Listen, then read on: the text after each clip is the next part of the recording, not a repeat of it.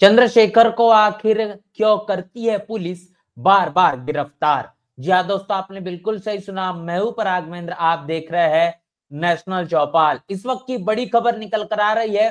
चंद्रशेखर आजाद आधा समाज पार्टी के राष्ट्रीय अध्यक्ष और नगीना से सांसद, जिनके माध्यम से संसद में जिस तरीके से बुलंदी के साथ बहुजन समाज पर होने वाले तमाम अत्याचार को लेकर जो आवाज उठाई जाती है, वो तमाम आवाज बाकी और दलितों आदिवासियों से ताल्लुकात रखने वाले तमाम सांसदों के माध्यम से संसद में होते हुए बिल्कुल भी नहीं दिखाई देती। और इसी का डर या भय ये कहेंगे जो तमाम राजनीतिक पार्टियों को है, और जिस तरीके से जिस प्रदेश में जिसकी सरकार है उनके माध्यम से वो भय डर बार बार देखने को मिलता है। चंद्रशेखर आजाद उड़ीसा चले जाए, वहां उनके गाड़ियों पर काफिले पर जो है वो पत्थर बरसाए जाते हैं, पथराव होता है। मध्य प्रदेश में चला जाए तो मध्य प्रदेश में भी उसी तरीके की वारदात देखने को मिलती है। चंद्रशेखर आजाद पर लगातार होने वाले हमले ये बताता है कि इस देश में चलने वाली तमाम जो सरकारें हैं उनके माध्यम से लगातार जिस तरीके से शासन और प्रशासन का जो रवैया, या फिर ये कहेंगे कि शासन और प्रशासन जिस मुताबिक काम करना चाहिए, जो सुरक्षा चंद्रशेखर को आजाद को होनी चाहिए, वो बिल्कुल भी दिखाई नहीं देती। जिसके चलते ये देखने को मिलता है कि समय बेसमय बिल्कुल बार बार चंद्रशेखर आजाद इनकी गिरफ्तारी होते हुए दिखाई देती है। ऐसे में चंद्रशेखर आजाद ने बता दे तकरीबन आने वाले 10 मार्च को एक बड़े आंदोलन का आगाज किया था, जिसको लेकर चंद्रशेखर आजाद लखनऊ पहुंच रहे थे, लेकिन बीच रास्ते में पुलिस प्रशासन के जरिए उनको रोकने का काम किया गया है। आखिर इसके पीछे की वजह समझिए कि आखिर ऐसा क्यों हुआ है, क्यों चंद्रशेखर आजाद को रोका गया है, पुलिस ने आखिर इनको हाउस डिटेन क्यों किया है। पूरी खबर और तमाम इसके साथ जुड़ी हुई जो खबरें हैं जो बहुजन समाज के लिए जानना समझना आवश्यक है, वो तमाम चीजें आपके साथ साझा करेंगे। तो बता दें, कारण यह है कि देश भर में दलित, पिछड़े, आदिवासी और अल्पसंख्याक समाज पर जो अन्य अत्याचार की घटना उत्तर प्रदेश से लेकर पूरे देश में बड़े पैमाने पर अपने चरम सीमा पर पहुंच चुकी है, उसके खिलाफ हत्याएं, बलात्कार और जातिगत मामले जिस तरीके से चिंताजनक बढ़े हुए हैं, इन अनेकों अनेकों मुद्दों को लेकर 10 मार्च को संबंधित राज्यों में कि राजधानियों में संवैधानिक तौर पर, लोकतांत्रिक तौर पर चंद्रशेखर आजाद के जरिए उनकी पार्टी आजाद समाज पार्टी के माध्यम से लखनऊ में तकरीबन 10 मार्च को एक बहुत बड़े लोकतांत्रिक तौर पर आंदोलन का आगाज किया जाने वाला था। लेकिन उसको दबाने के लिए, उसको कमजोर करने के लिए चंद्रशेखर आजाद को चंदौली जिले के नौबतपुर बॉर्डर पर ही पहले ही रोक लिया जाता है। तो इस तरीके की वारदात को अंजाम देने का कोशिश हो रहा है कि बहुजन समाज से, दलितों, आदिवासियों से तबके से आने वाले बाकी सवन लीडरशिप रखने वाली पार्टियों में जो सांसद है, वो तो बहुजन समाज की खबरों को, बहुजन समाज के तमाम मुद्दों को संसद में उठा नहीं पा रहे हैं। लेकिन चंद्रशेखर आजाद एक ऐसे सांसद संसद के अंदर नजर आते हैं जिनके माध्यम से जो बातें कही जाती है वो सोशल मीडिया से लेकर तो मेन स्ट्रीम मीडिया पर सुर्खियां बन जाती है, क्योंकि ऐसा कोई मुद्दा नहीं होता जिस मुद्दे को चंद्रशेखर आजाद नहीं छेड़ते। ऐसी कोई बात नहीं होती, ऐसा कोई अन्य अत्याचार नहीं होता जहां पर चंद्रशेखर आजाद कहने के आपको खड़े नहीं मिलेंगे। और उन तमाम मुद्दों को लेकर संसद के अंदर हो या संसद के बाहर हो, लगातार मुखरता से अपनी बात रखने वाले चंद्रशेखर आजाद के माध्यम से कई गई बातें निश्चित रूप से भारतीय जनता पार्टी की सरकार जिन जिन प्रदेशों में बड़े पैमाने पर है, उन तमाम प्रदेशों के साथ साथ बीजेपी के पेट में एक बड़ी मरोड़ तैयार करती है, जिसके लिए इस तरीके के तमाम मसलों को लेकर चंद्रशेखर आजाद को रोकने का शासन प्रशासन का इस्तेमाल करते हुए लगातार इनकी सरकारें करती हुई दिखाई पड़ती है। इसी को लेकर चंद्रशेखर आजाद ये कह रहे हैं कि मुख्यमंत्री योगी आदित्यनाथ का ये जो रवैया है, ये पूरी तरीके से तानाशाही वाला रवैया है, जिसको किसी भी तरीके से बर्दाश्त नहीं किया जाएगा। और आजाद समाज पार्टी के माध्यम से हैशटैग भी चलाया जा रहा है जिसका नाम है रिलीज चंद्रशेखर आजाद। तो इसके साथ साथ अगली खबर के आपको रूबरू करवाना चाहूंगा, लेकिन इसी खबर को लेकर डॉक्टर रोहिणी घावरी, जो कि दलित समाज से ताल्लुकात रखती है, जिन्होंने स्विट्जरलैंड से अपनी पीएचडी पूरी की है, इनकी प्रतिक्रिया इस मामले को लेकर आई है। चंद्रशेखर आजाद को लेकर क्या कुछ कहना है वो प्रतिक्रिया समझिए। यहाँ पर डॉक्टर रोहिणी घावरी कह रहे हैं कि सुनो भीम आर्मी चीफ, ये नौटंकी तुमने मुरादाबाद पहुंच के क्यों नहीं की। एक वाल्मीकि समाज की 14 साल की नाबालिग बेटी का 2 महीनों तक मुस्लिम युवकों द्वारा गैंगरेप किया गया, उस परिवार पर दुख बांटने क्यों नहीं गए। और तुम्हें सिर्फ 2027 में उत्तर प्रदेश चुनाव के लेकर दलित मुस्लिम गठजोड़ बनाना है, यदि दलित समाज के दर्द को तुम्हें कोई मतलब नहीं है, लेकिन याद रखना अब तुम्हारी ये घटिया राजनीति में ज्यादा दिन चलने नहीं दूंगी। ना समझ गरीबों को मूर्ख बना सकते हो, लेकिन शिक्षित समाज को नहीं। तुम जब तक समाज के प्रति ईमानदार नहीं होते, मैं तुम्हारी हकीकत समाज को बताती रहूंगी। तो यहाँ पर उस मुद्दे को लेकर रोहिणी घावरी ने चंद्रशेखर आजाद पर निशाना बोला है, जो मुरादाबाद की है। मुरादाबाद में भी वाल्मीकि समाज में 14 साल की जो बच्ची है, इन नाबालिग बच्ची के ऊपर तकरीबन 2 महीने तक मुस्लिम तबके के लोगों के जरिए गैंगरेप किया गया है। लेकिन यहाँ पर रोहिणी घावरी इनका कहना है कि इस मामले को लेकर चंद्रशेखर आजाद की प्रतिक्रिया देखने को नहीं मिली।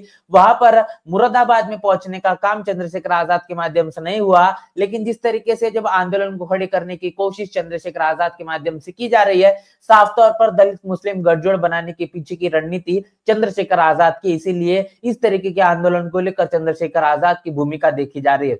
एक तौर पर राजनीतिक विश्लेषक ये भी इस बात को लेकर कह रहे हैं, बहुजन विचारक भी कहते हैं कि चंद्रशेखर आजाद इस तरीके से जिस समाज से ताल्लुकात रखते हैं, शेड्यूल कास्ट में जाटो तबके की बात करेंगे और बहुजन समाज पार्टी की बात करेंगे, तो बहुजन समाज पार्टी का जो वोट और आजाद समाज पार्टी का वोट, चंद्रशेखर आजाद का वोट, ये समान रूप से देखा जाता है। और इस तरीके की वारदातों को अंजाम देकर या फिर कहेंगे चंद्रशेखर आजाद को बार बार डिटेन कर गिरफ्तार कर उन्हें हमेशा सुर्खियों में बनाए रखने का इस देश की मनुवादी जातिवादी मीडिया का एक नया षड्यंत्र है, जिसको लेकर जो बहन मायावती बहुजन समाज पार्टी के माध्यम से जो उसका प्रचार और प्रसार है, जो लीडरशिप है, वो कहने की फोकस नहीं होना चाहिए, उसको लेकर चर्चा बातचीत नहीं होना चाहिए। विकल्प के तौर पर बहुजन समाज हो या फिर तमाम तबके ने चंद्रशेखर आजाद को अपना नेता मानना चाहिए। चंद्रशेखर आजाद को इसीलिए हमेशा लाइमलाइट में देखा जाता है। ये तमाम बातें राजनीतिक विश्लेषक बार बार करते हुए नजर आते हैं। इसके साथ साथ बता दें कि अगली खबर आपको रूबरू करते हैं, जो निकल कर आ रही है बोध गया से।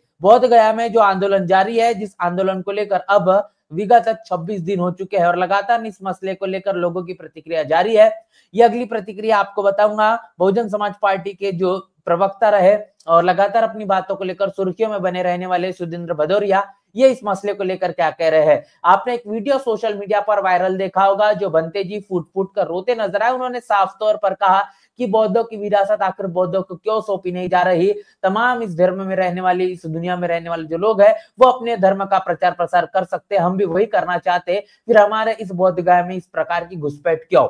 इस बंदे जी के बयान को लेकर सुरेंद्र भदौरिया, इनका कहना है कि इनकी शिकायत को सीएम नीतीश कुमार जी संज्ञान में लेते हुए सख्त कदम उठाए, अन्यथा देश के बाहर के भी इसके गंभीर परिणाम हो सकते हैं। महात्मा बुद्ध के अनुयायियों के लिए बौद्ध गया तीर्थ स्थान है और पूरा विश्व समाज में ये पहचान है, विशेष स्थान रखता है। तो यहाँ पर जिस तरीके से बात कही जा रही है, जो बहुजन समाज पार्टी के नेता है सुरेंद्र भदौरिया है, बहुजन समाज पार्टी के प्रवक्ता रह चुके हैं, इन्होंने कहा है कि जिस तरीके से बंते जी के माध्यम से जो बौद्ध भिक्षु के जरिए जो बातें कही जा रही है, उसका संज्ञान नीतीश कुमार बिहार की सरकार के माध्यम से लिया जाए। अगर ऐसा नहीं होता तो देश और दुनिया बौद्ध विहार, महाबोधि महाविहार बोध गया को एक तीर्थ स्थल के रूप में देखती है और पूरे देश के अंदर इस मसले को लेकर पूरी दुनिया में जो छवि लगातार धूमिल हो रही है, ये जो पूरा का पूरा जो बौद्ध विहार है, ये बौद्ध अनुयायियों को सौंप देना चाहिए। अगर ऐसा नहीं होता तो पूरा विश्व समाज में ये पहचान रखता है, तो निश्चित रूप से भारत की और भारत के तमाम छवि को लेकर लगातार धूमिल होने का जो सिलसिला जारी है, वो आने वाले समय में इसी तरीके से जारी रहेगा। इसके साथ साथ बता दें कि इस आंदोलन को लेकर जिनकी भूमिका शुरुआती दौर से काफी ज्यादा जो तीव्र तेज नजर आई, उनके माध्यम से देखिए डॉक्टर विलास खरात क्या कह रहे हैं। डॉक्टर विलास कह रहे हैं कि बोध गया आंदोलन के विरोध में धीरेन्द्र शास्त्री और श्री श्री रविशंकर जैसे ब्राह्मण बिहार में गए हैं और बोध गया मुक्ति आंदोलन, राष्ट्रव्यापी आंदोलन, जन आंदोलन बनाना होगा। भारत में सभी जिलों और तहसीलों में यह आंदोलन बढ़ाना होगा।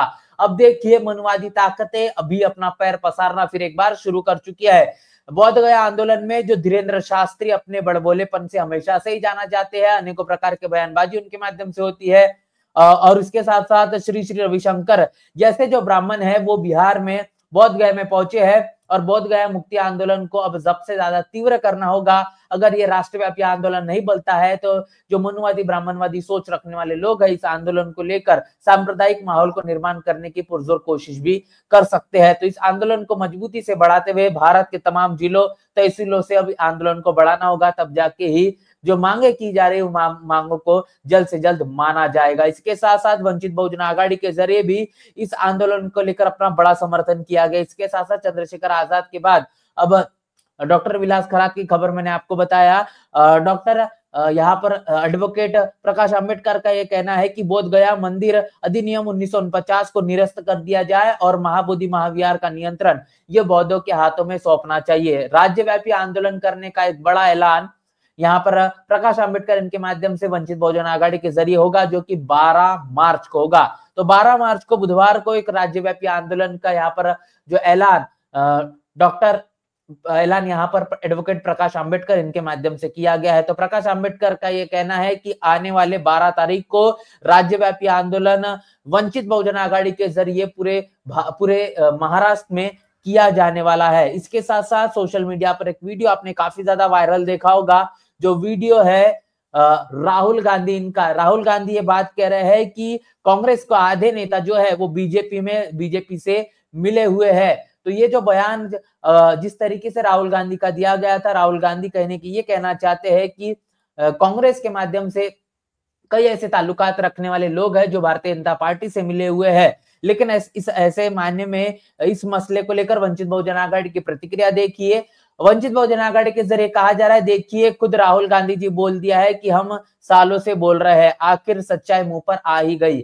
अगर कोई आपसे कोई भविष्य में कोई पूछे कि भाजपा की बी टीम कौन है, तो आपको ये राहुल गांधी का वीडियो दिखा दीजिए और दिल्ली चुनाव में कांग्रेस का कांड पर पूरा भंडा खोल दीजिए। भाजपा और कांग्रेस दोनों जहरीले हैं, एक सांपनाथ है तो दूसरा नागनाथ है। तो यहाँ पर वंचित बहुजन आघाड़ी ने कहा है कि जिस तरीके से राहुल गांधी ने जो बयान दिया है ये बात साबित करता है, लगातार वंचित बहुजन आघाड़ी कह रहे हैं कि भारतीय जनता पार्टी की बी टीम और कोई नहीं तो वो कांग्रेस ही है। ये दोनों एक दूसरे के लिए पूरक है और ये दोनों राजनीतिक पार्टियां एक दूसरे से मिली हुई है। और इस बात का जो जवाब है, इस बात की जो सच्चाई है, वो सच्चाई आपने दिल्ली में जो विधानसभा के चुनाव है इस दौरान भी बड़े पैमाने पर देखा है। राहुल गांधी का वीडियो आपको दिखाना होगा जहां पर वो कह रहे हैं कि कांग्रेस के कई नेता जो है वो भारतीय जनता पार्टी से मिले हुए हैं। लेकिन इसके साथ साथ सच्चाई ये भी आपको समझना होगा कि जिस तरीके से कांग्रेस को लेकर जो बयान राहुल गांधी ने दिया है, तो क्या इस बयान के बाद राहुल गांधी उन तमाम लोगों को अपनी पार्टी से निष्कासित कर देंगे? क्या बाहर का रास्ता दिखाएंगे?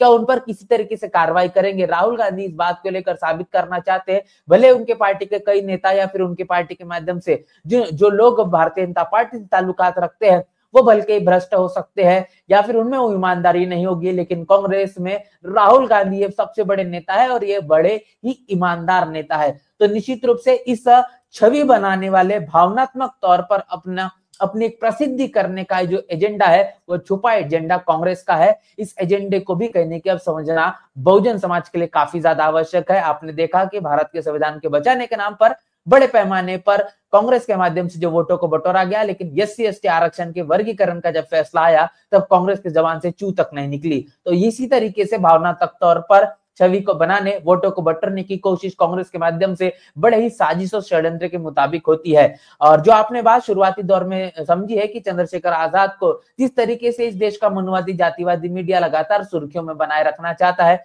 उनके ऊपर जो गिरफ्तारी होती है असल मायने में एक नकारात्मक प्रचार इसीलिए किया जाता है कि सकारात्मक जो प्रचार है जो लोगों के बीच पहुंचना चाहिए, जो कहने की जनाधार के तौर पर लोगों के साथ संबंध ताल्लुकात बनाए रखना चाहिए, उसको धूमिल करने के लिए एक नया विकल्प तैयार करने की कोशिश हमेशा से मनुवादी मीडिया की होती है। बहुजन समाज को इस तमाम चीजों से सावधान रहने की आवश्यकता है। यदि आप सावधान नहीं रहेंगे तो इन तमाम मनुवादियों के षड्यंत्र साजिश में आप फंसते चले जाएंगे और इसका खामियाजा आने वाली पीढ़ियों को भुगतना होगा। तमाम खबरों को लेकर आपकी राय, आपकी प्रतिक्रिया लिखकर कमेंट बॉक्स में जरूर बताएं। बने रहे नेशनल चौपाल के साथ, मिलते हैं नए वीडियो में, तब तक के लिए जय भीम, जय भारत।